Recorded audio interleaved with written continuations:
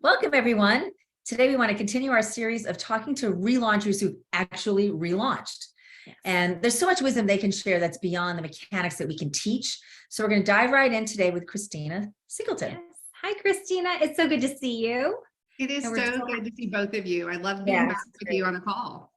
Thank you. Yeah, it's like old times. So let's dive right in. Tell us where you were struggling before you made a change in your whole approach to relaunching. What were you doing that wasn't working, and where did you feel like you really needed the most help? Yes, that was something that was on my mind for several years. I had gone back to working part-time, and it was one of those friends of a friend kind of situation. I networked to find the role. It wasn't ideal for what I wanted, but it was ideal for a lot of the other factors in my life, right? It was close to home. It was somewhat flexible hours. It was part-time. So I was making all of my decisions based on what worked for my family, and what worked for my lifestyle, but not necessarily what I was passionate about. So I was in that role for a few years and just feeling each year like a little bit more dissatisfied. And my mind, as I recall, it was a real support role. You didn't have a lot of responsibility. Yeah. Okay. Right. It was definitely a support role. There wasn't any room for growth. It was a very small organization, and I just didn't know where to go, and at that point, my mindset was, I'm so thankful, or I'm so lucky someone would want to hire me. Yeah. Versus, what I really should have been thinking was, I have so much that will benefit an organization. That mindset is very common for many of the relaunchers out there, that, and we are, the direct opposite of that. We're like, wait a second, you need to shop them as much as they're shopping you. But I think sometimes the hiring managers know it. Like, I know that they know that they're taking someone like Christina and offering them the low hanging fruit that Christina wouldn't normally want. Yeah. And they know that they should be offering something bigger, but they won. And I do feel that is I love that you use the term mindset, because that is a mindset. And if you are someone who's watching this and that is your mindset right now, kind of talk a little bit about how you started to step away from thinking that way. And did it, impact your trajectory, do you think? Yes, it absolutely did impact my future plans and goals. So I started to think about what my next steps would be. And at the same time, my daughter was getting ready to pick a college. So my oldest daughter was going off to college, and I'm watching her get excited about her future. And I thought, I'm not ready to not be excited about my future. Yeah. This needs to be my time too. And so I started researching just, how do I do this? How do I pivot? How do I network? I didn't know where to start, really. And I was lucky enough to stumble on your program and joined in with that program. And I think the first thing I heard from both of you was your experience during your career break. And my career break was substantial. I had a 15-year career break, even before going back part-time. So I remember hearing that from both of you. Your career break was valuable. What you learned in those years is going to enhance what you bring. It's going to be a benefit to your employer, and they should be looking for you.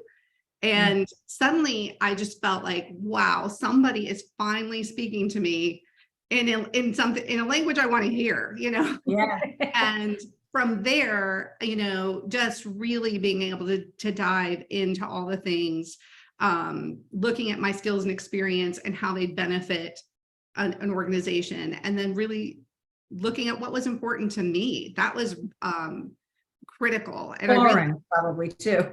Yeah, foreign for sure. And it was like workplace preferences, like all those things I thought I just had to sacrifice because I just had to hope someone would hire me. Suddenly that thought went out the window, and I was able to develop confidence in my search. Yeah.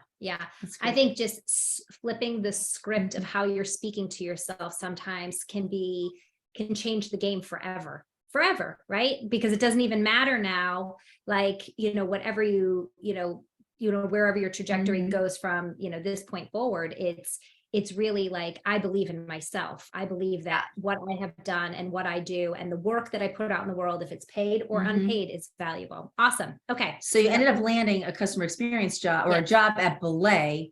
And maybe tell us about it, and also just talk about like that transition, because we don't want to make it sound like it's all sunshine and rainbows. I mean, it was not like, oh, I took this program and suddenly I was confident I got a job. I mean, maybe talk about a little bit about some of the things that really helped you land, and then also what you're doing now. Yeah, absolutely. Well, first, as we're talking about, it was that shift in my mindset. It was also working with other women that were in a similar position as myself. So we had a cohort in the program, which was really vital to me, to feel like there were other women out there going through the same thing.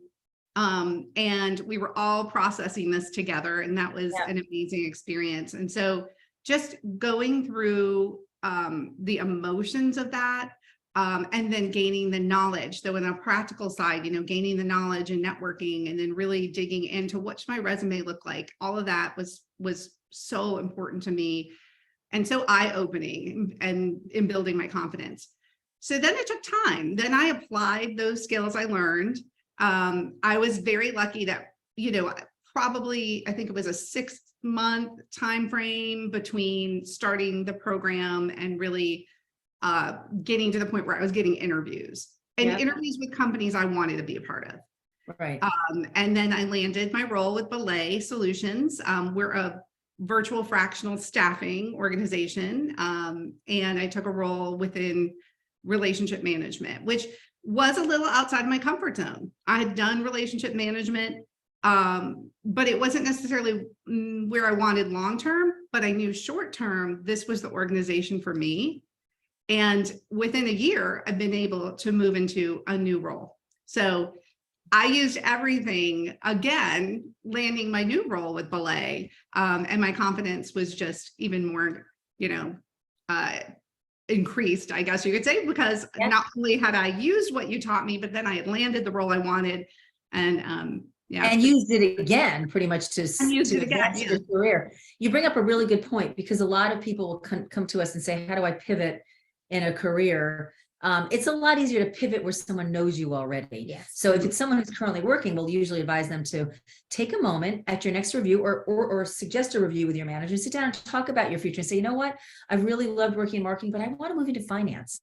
I'm just much more interested in looking at the financial future. I have a background in finance. I got into marketing because it was where I got a job. How can we talk about moving? And that's if you're currently entrenched in an organization. But what you did was, rather than relaunching and pivoting at the same time, you say, you know what, I'm going to relaunch. I'm going to find the organization that I want, the industry that I want, and get in the easiest way.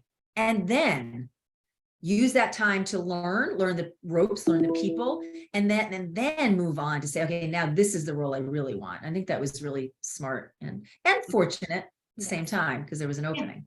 Yeah. Oh yeah, absolutely. And the organization, it's a great place to work. And so I knew wherever I was, I knew whatever role I was in here, I'd be happy. But at the year point, actually, it was really right at my year point, and to be able to pivot into something that really is what I have a long-term passion for. And now I know I'm really here to grow in this role and with the organization. So, but I would not have done that without that long-term passion. So how do you determine what that is? Because I feel like, a lot of the women that are out there, and even just women that we've spoken to, through YouTube, women that, send to us our emails, webinars or whatever. What work did you do to really get a better understanding of what it is that you are passionate about, or what you want to do? Yeah. Yeah, that's such a good question. And I don't know if you remember, but as I went through the program, I was often kind of struggling with, I don't see a pattern, or I don't know what I'm passionate about, or I've done too many things. Like, those kept coming up in my mind as I went through the program. And I remember there was an exercise where I think we had a worksheet to fill out, and we had to write down all the jobs we've had and tasks we've had at that job in each of those roles. And I started to see patterns. I started to see the tasks that were similar, though the jobs and the industry and all of that were different. I saw the actual tasks themselves being pretty similar. And then I started to think, well, which ones really got me excited? You know, which Yeah. ones were I didn't even feel I was working, or, Mhm. and these were both, actually, I should say both paid and unpaid roles. So a lot of my volunteer roles, in addition to past employed roles, and I could see patterns. And so right then, that was where I realized, okay, this is what I love. I love finding efficiencies. I love putting processes in place. You know, I love solving problems, and I love communicating. And that all of that was, you know, consistent among the roles. And then I kind of just put it all together. So yeah. Great. So that's great advice. It's, you know, so if you're a woman out there right now, or a caregiver out there right now that's really struggling with determining, like, what is it that, you know, I am passionate about, and I really do want to invest my time in, what is work that when I'm doing it, it doesn't feel like work, is to just take a stock of everything that you've ever done, and then just look for the patterns. What are those patterns that trend across all of the breadth and depth of anything? I mean, probably all the way down to high school jobs. I always have them Yeah. all the way back to high school. Yeah. And also talk about what I did well, but also what I liked and didn't like. So what I did well, what came naturally to me, and what I like doing. Because we can have something that comes naturally to us, but we don't really want to replicate it in our work. Yeah, definitely. Yes. Yeah. I was actually, in my part-time role, there were things I was very good at, I just didn't enjoy. Yeah. And so also through the program, I identified that there's a difference between what you're good at and what you enjoy. And if you're lucky enough, you really can see that and then go after those roles that fill both, you know, kind of both cups. Like you can do, you're good at it and you like doing it. Yes. Well, what I love about your story is that, you know, you landed a job and you've continued to grow in this process, because something that we always say is the return to work process is just that. It's a journey. It's a process that you go through, and you are constantly learning and growing as a person about what work you want to do and invest yourself in, and what work you don't want to invest yourself in. And I love that you have done that for yourself. That's so and you've great. landed in a better place. Yeah. And how has your family adjusted to the transition to you being less available than you were before? It's been a very smooth adjustment for us. Of course, I was lucky enough to find an organization that's 100% virtual. So I am in my basement in an office. And then that was something I really wanted, because my children are at that ending stage of high school, and I know I have precious few years left with them in my home, living full time. So I wanted to be accessible, and it's great. You know, I hear them come in the afternoon. I go upstairs and check in and say, hey, how's it going? How was your day? And I love that. And that was, you know, I'm thankful that I could find an organization that allowed me to continue to really be there for my family. I hope that they feel as grateful that they got you. Yes. I think I'm they sure do. they do. I think they do. I'm sure they do. That's I'm sure they do. So if there is one, like, if you were speaking to the woman that you were, you know, when you started your relaunch, what is the one piece of advice or something you would Little like nugget. to give to her? I would, if I could go back and talk to myself or to any woman who is contemplating this, I would say, believe in yourself. You have more skills than you even realize. And if you need help, find it. There are great programs out there. I would most definitely recommend Kelley and Susan and Prepare to Launch You, because it really does prepare you for those next steps. And you do put the work into it, but believe in yourself. You can do it. Yeah, it's so true. We see it happen more and more year by year. Yes. Well, thank you so much, Christina. I think you've been really given some valuable intel from your perspective, from the actual candidate perspective. If you like what you've seen today and you want to see more, please follow us on YouTube, subscribe to our channel. We put new content out every week. You can also find us at our website, www.preparetolaunchu.com. We have tons of free content out there. We also have courses that you can take for both independent study and group study, like Christina did. So please continue to engage with us, and good luck.